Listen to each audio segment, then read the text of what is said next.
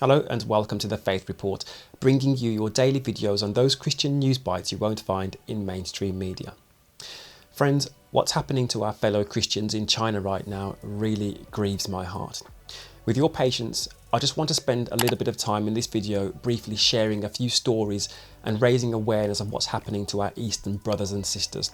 I honestly think, and this goes for myself included, that we really need to stop living in our Western Christian bubbles.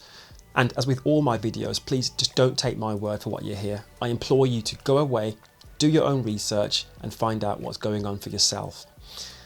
So, under President Xi Jinping, churches have faced increasing restrictions, surveillance and harassment over the past several years. But recently, the crackdown has taken an even more disturbing turn. In Shaanxi province, officials went systematically from door to door, telling Christians to renounce their faith or lose government benefits or jobs. They demanded household registration information on every Christian family member. In Guangzhou, 30 police officers barged into a house church gathering, confiscating over 2,000 books and Bibles, and arrested the pastor along with 10 worshippers. In another province, a Christian summer camp for kids was raided by national security agents. They seized the children's phones and forced them to give detailed accounts on how they became Christians and information about their parents' faith. Now, China has banned kids from attending church services for years now, but again, lately, things seem to be escalating. Schools are forcing kids to sign pledges renouncing their faith. And if kids refuse, again, parents can lose their jobs or government funding.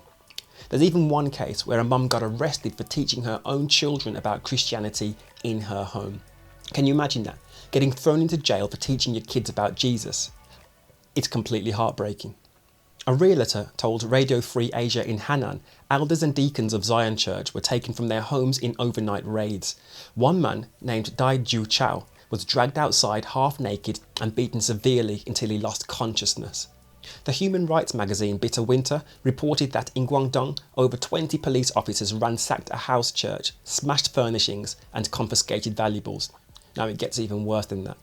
The pastor's pregnant wife was left permanently disabled due to her injuries from police brutality.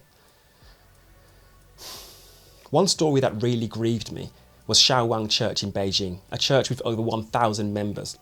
The church tried to negotiate with authorities, even holding outdoor services to comply with regulations, but the government revoked their lease and sentenced Pastor Jing Tianming to 6 months in prison on trumped-up charges. And of course, we can't forget our dear 95-year-old sister Li Shangju. After the pandemic, she opened up her home for church gatherings. One Sunday, 17 officials came barging in, took photos and confiscated Li's handwritten hymn book. Now this is where the story starts to get a little bit dark. Later, in an unrelated incident, Li had fractured her leg. Officials got word. What did they do? They fired her daughter from her job as punishment, leaving this elderly saint to suffer alone. The cruelty and trauma being inflicted is unfathomable. Our spiritual family needs to continue to hear these stories, needs to continue to pray and advocate for them. As Hebrews 13:3 urges, we must remember and speak up for prisoners as if we were in chains with them.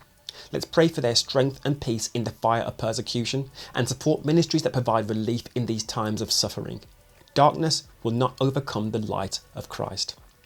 If you found this video interesting, you might also find this one interesting where I speak about what's happening over in India right now. On that note, keep the faith and God willing, I'll see you tomorrow.